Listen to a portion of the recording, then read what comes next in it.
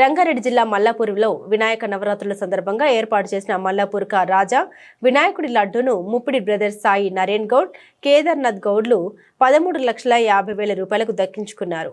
లడ్డు వేలంపాటలో గత 4 సంవత్సరాల నుండి పాల్గొంటున్నామని, ఈ సంవత్సరం తమకు వేలంపాటలో దక్కినందుకు చాలా సంతోషంగా ఉందని తెలిపారు.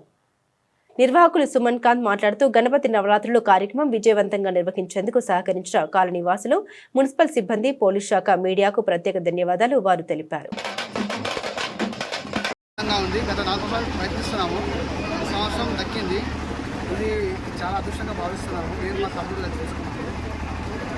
ఇక్కడ మనమందరం మల్లాపూర్ రాజాటి టీం లాగా ఉండి అందరం కలిసిమెలిసి ఉండి ఎప్పుడు ఆపద వచ్చినా ఎవరమైనా సరే అందరం కలిసికట్టుగా ఉంటూ పోయేంతవరకు ఎల్లకాలం కూడా అలాగే ఉన్నాను. భగవంతుడు ఏం చేస్తుంటారు సోదరా మీరు?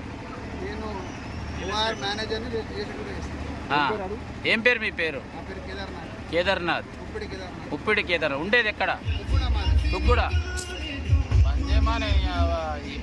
గత సంవత్సరం నేస్తాం. గత 3 ఏళ్ళుగా తీసుకుందామని అనుకుంటున్నాను.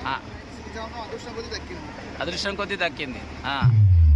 అందరం మల్లాపూర్ రాజాబాబు కుటుంబంలో ఒక భాగం. ఓకే.